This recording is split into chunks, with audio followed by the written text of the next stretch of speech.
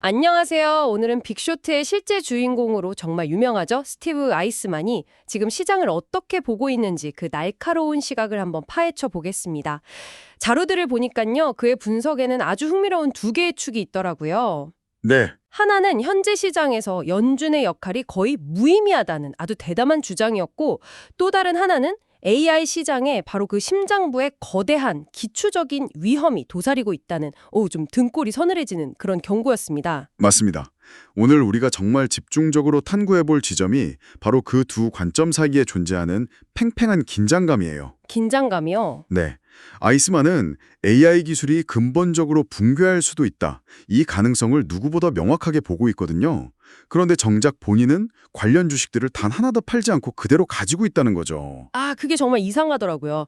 위험을 알면서 왜 가만히 있을까? 바로 이 명백한 모순 속에 그의 투자 철학 그리고 전략이 숨어 있습니다. 자, 그럼 첫 번째 축부터 한번 시작해보죠. 아이스만은 연준의 통화 정책이 시장에 별 영향을 못 준다. 심지어 무관하다. 영어로 irrelevant라는 표현까지 썼더라고요. 네, 그렇죠. 솔직히 이건 좀 충격적인데요. 월가의 모두가 연준 의장 입만 쳐다보고 금리 발표 하나에 환호하거나 절망하는데 그 모든 게 중요하지 않다는 말이잖아요. 굉장히 도발적인 진단이죠.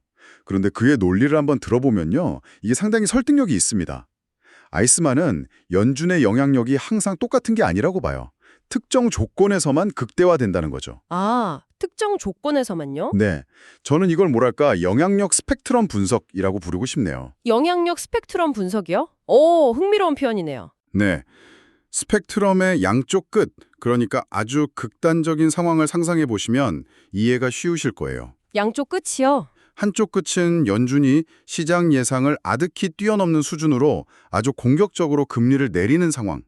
다른 쪽 끝은 반대로 모두가 깜짝 놀랄 만큼 공격적으로 금리를 올리는 상황. 아이스만은 바로 이럴 때만 연준의 결정이 시장의 진정으로 중요하다고 말합니다. 그런 극단적인 조치만이 경제 주체들의 행동 패턴을 근본적으로 바꾸기 때문이죠. 알 것 같아요. 그러니까 어차피 이렇게 된 거 대출 받아서 사업하자라거나 아니면 이자 무서워서 절대 투자 못하겠다. 처럼 사람들 생각을 완전히 뒤바꿀 정도의 충격. 그게 아니면 의미가 없다. 이런 거군요. 정확합니다. 바로 그 관점에서 지금 연준의 모습을 한번 보죠. 지금 연준이 뭐라고 했나요? 금리를 0.25%포인트 내릴까 말까, 아니면 대차대조표 축소 속도를 조금 늦출까 말까, 뭐 이런 거죠. 그렇죠. 아이스만은 이런 행동을 가장자리만 만지작거리는 수준이라고 그냥 일축해 버립니다. 그냥 겉만 맴도는 거다. 네, 스펙트럼의 양극단이 아니라 그 중간에 아주 미미한 지점에서 움직이고 있다는 겁니다. 그래서 현재 연준의 결정은 이 거대한 시장 흐름 앞에서는 사실상 무의미하다 이렇게 평가하는 거죠. 그가 든 예시가 아주 인상적이던데요. 네, 지금 AI 분야에서 가장 뜨거운 주식인 팔란티어. 이 팔란티어를 살지 말지 고민하는 투자자가 있다고 할 때 연준의 결정이 과연 중요할까 하는 질문이었죠. 바로 그 지점이 핵심을 찌릅니다.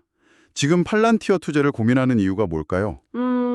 AI라는 거대한 기술 혁명이 내 삶과 산업을 어떻게 바꿀까? 뭐 이런 기대 때문 아닐까요? 맞아요. 바로 그 기대와 상상력 때문이지 연준이 다음 달에 금리를 동결할지 0.25%포인트 내릴지 때문이 아니라는 겁니다.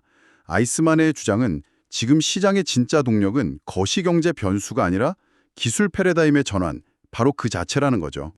그게 진짜 지금 시장 분위기인 것 같아요. 제 주변만 봐도 다들 기준금리 전망보다는 다음에 나올 AI 모델이 자기 직업을 대체할 수 있을지 여기에 훨씬 더 관심이 많더라고요. 그렇죠. 그런데 일각에서는 연준의 대차대조표 축소, 그러니까 양적 긴축 같은 문제는 여전히 시장 유동성의 중요한 변수라고 주장하지 않나요? 물론 그런 반론이 있고요. 아이스만도 그 부분을 완전히 무시하지는 않습니다. 그는 대차대조표 관리가 주변부에서 조금 더 중요할 순 있다. 이 점은 인정을 해요. 인정은 하는군요. 네. 하지만 여기서 중요한 건 우선순위의 문제입니다. 아이스만의 관점에서 이건 마치 거대한 태풍이 몰려오고 있는데 창문에 붙은 작은 먼지를 닦을지 말지를 논하는 것과 같아요.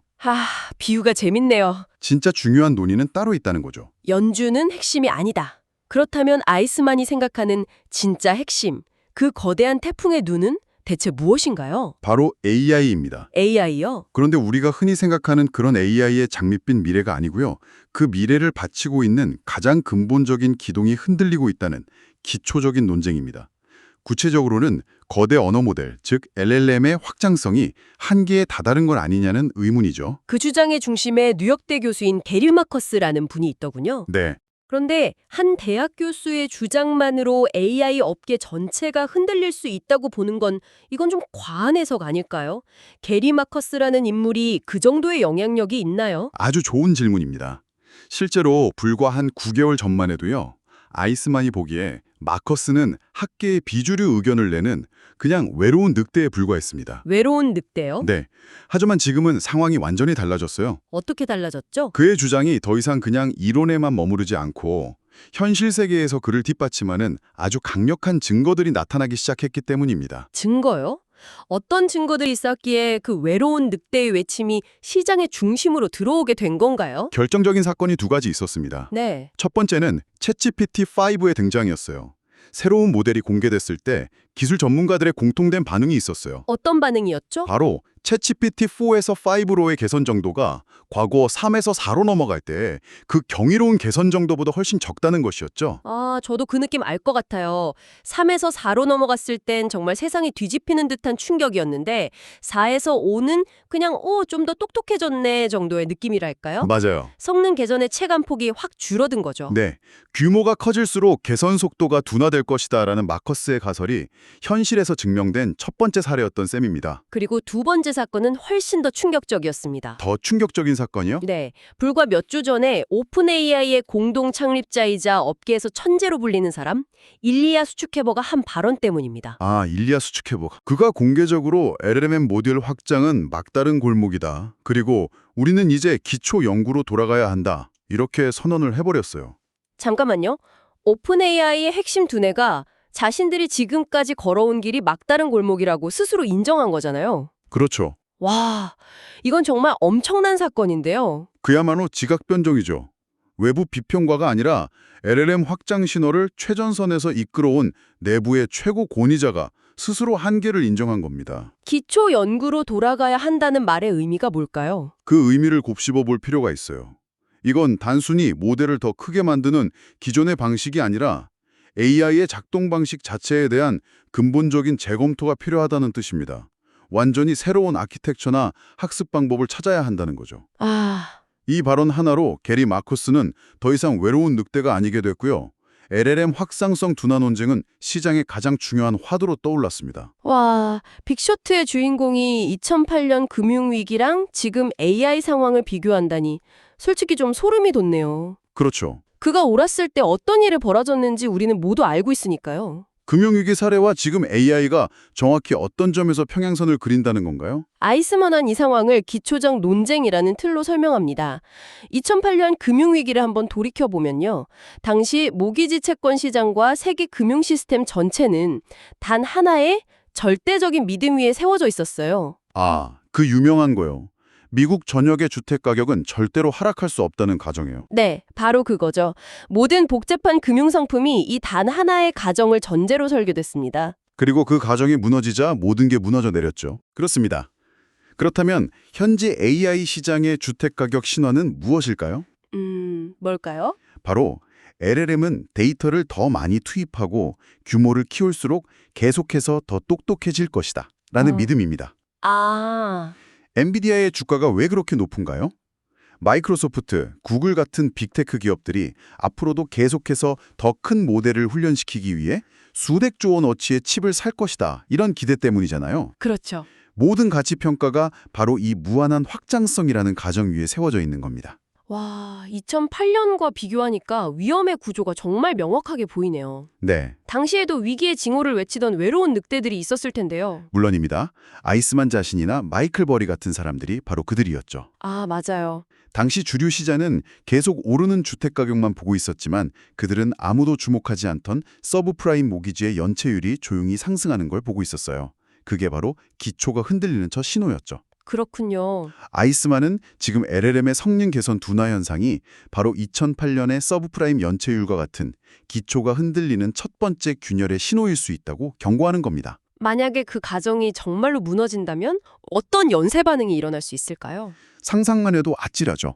만약 LLM 확장이 정말 막다른 골목이라면 마이크로소프트 같은 기업이 지금처럼 천문학적인 돈을 들여서 엔비디아 칩을 사모을 이유가 희미해지기 시작합니다. 아, 당장 AI 개발에 멈추진 않겠지만 대규모 하드웨어 투자보다는 새로운 방식의 기초 연구에 자원을 돌릴 수 있죠. 그렇죠. 방향이 바뀌겠네요. 네, 이건 칩에 대한 폭발적인 수요가 꺾일 수 있다는 신호고요.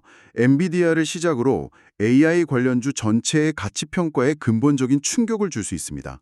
2008년 주택가격 하락이 금융 시스템 전체를 무너뜨렸듯이 LLM 성능 둔화라는 이 균열이 AI 생태계 전체를 뒤흔들 수 있는 거죠. 자, 여기서부터가 정말 이해하기 어려운 부분입니다. 아이스만은 2008년 금융위기에 버금가는 시스템 붕괴 가능성을 보고 있으면서 왜 정작 본인은 AI 주식을 하나도 팔지 않는 걸까요? 맞아요. 이건 그냥 모순을 넘어서 좀 비합리적으로까지 들리는데요. 바로 그 지점이 아이스만 투자 전략의 백미입니다. 위험을 인식하는 것과 그 위험에 어떻게 대응하는가는 완전히 다른 차원의 문제라는 걸 보여주죠. 네. 그는 인터뷰에서 이름을 댈 만한 AI 기업의 90%를 소유하고 있다고 말해요. 마이크로소프트, 메타 같은 빅테크는 물론이고 광범위한 AI 주식을 수년째 보유해온 장기 투자자입니다. 그렇게 오랫동안 믿고 투자해온 기업들인데 이런 거대한 위험을 감지했다면 최소한 일부라도 팔아서 위험을 줄이는 게 일반적이지 않나요? 일반적이라면 그렇죠. 하지만 아이스만은 다릅니다. 그는 이 논쟁이 자신을 불안하게 만든다고 솔직히 인정하면서도 현재 아무것도 하지 않고 있으며 가진 주식을 팔지 않을 것이라고 단호하게 말합니다. 불안한데 행동하지 않는다. 네, 이 결정의 배경에는 그의 성향과 능력에 대한 두 가지 강력한 자신감이 깔려 있습니다. 어떤 자신감일까요? 첫 번째는 민첩성에 대한 자신감입니다. 민첩성요? 그는 거대한 기관이 아니라 개인 자금을 운영하기 때문에 마음만 먹으면 문을 나서기 전에 아주 짧은 시간 안에 포트폴리오 전체를 청산할 수 있다고 말해요.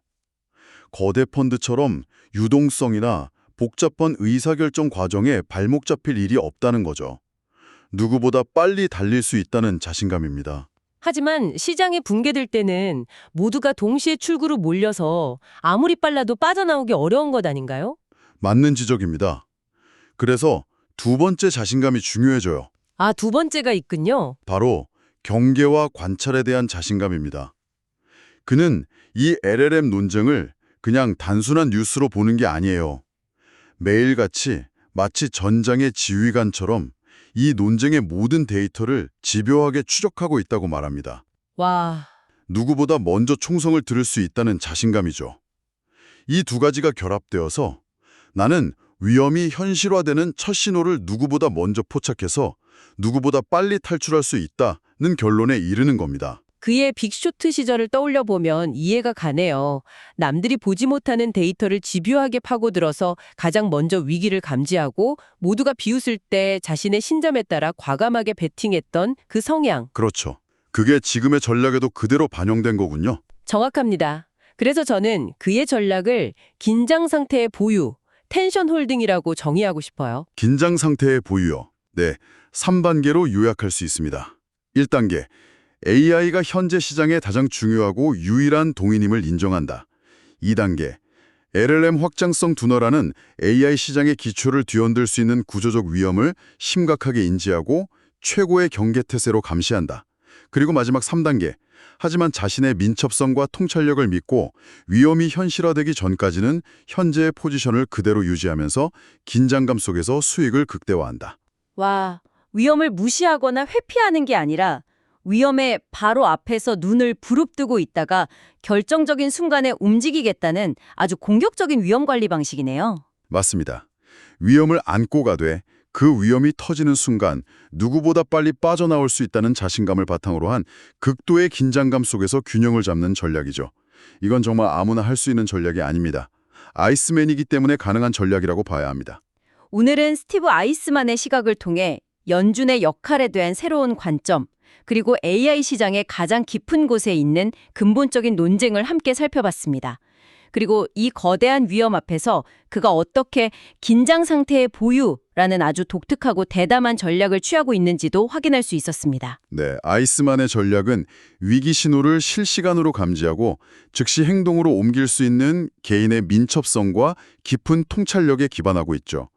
여기서 우리가 스스로에게 던져볼 만한 중요한 질문이 생깁니다. 어떤 질문일까요? 만약 매일같이 시장을 주시하고 한순간에 포트폴리오를 바꿀 수 있는 환경이 아닌 우리 같은 일반적인 투자자라면 아이스만처럼 이런 근본적인 위험을 인지했을 때 과연 긴장 상태의 보유가 합리적인 전략일까요? 아니면 우리에게는 보다 선제적인 위험 관리가 필요한 것은 아닐까요? 항상 여러분의 성공 투자를 기원합니다. 내용이 좋으셨다면 구독, 좋아요 부탁합니다.